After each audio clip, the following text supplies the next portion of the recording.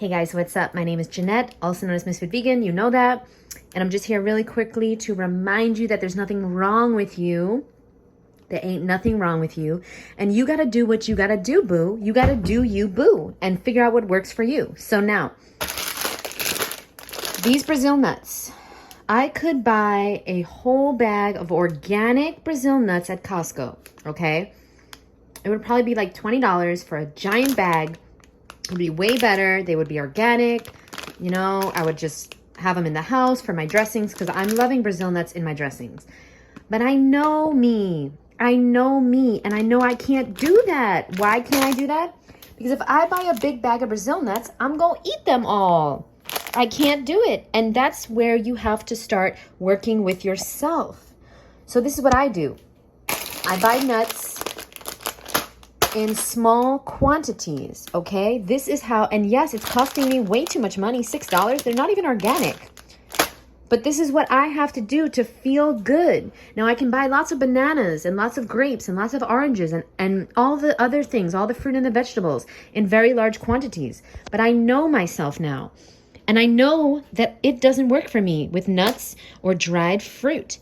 And that's how you have to live your life. You have to figure out what works for you and what doesn't work for you. And one person can do something that another person can't. And so I just wanted to show you that even though I've been in recovery for over 12 years, I still can't have a big bag of Brazil nuts in my house because I will eat them all. Just like if I was an alcoholic, I wouldn't keep bottles of Jack Daniels in my house.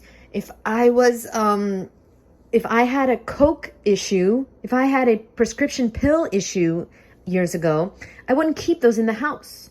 So yes, food is the same way. It can be very addicting, especially high calorically dense foods. This is how you know they're not our species-specific diet.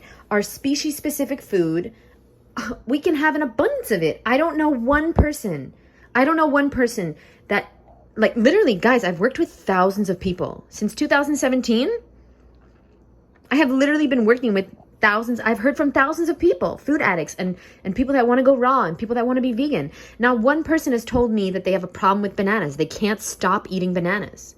Not one. But so many people, almost everyone tells me, well, they can't have nuts in the house. Like, they can't stop eating nuts or dried fruit. But I've never heard that about bananas. And isn't that suspicious? And you know why that is? Because this is natural, normal food. And it tastes great when you're hungry. And when you're not hungry, you don't want it. But see, the nuts and the dried fruit, you can eat that even when you're not hungry. That goes to show you that is not our species-specific food. And yes, we can have some of it in the house. But we do not want to have an abundance of it if we are a food addict. You want to have an abundance of fresh, ripe, juicy, delicious fruit and vegetables. And yes, you can even overeat on fruit and vegetables. I've done it many times. But you're not going to suffer the consequences like you would with nuts, okay? In the middle of the night, most likely, you're not going to be waking up thinking about those grapes in the fridge or those blueberries, okay? And in the beginning, you might eat a lot more than you want, and that's okay because you're used to eating a lot more calories. If you're a food addict like I was used to eating 10,000 calories a day sometimes. So yeah, I was eating lots and lots of fruit and vegetables. And you know what's great about that is they're much cheaper. Okay, I actually save a lot of money being raw vegan because I used to spend, I don't even want to tell you guys. I used to spend $100 on food that was hurting me and I would eat it all. $100 worth of food and I would eat it in less than 30 minutes. And I would be in so much pain, crying.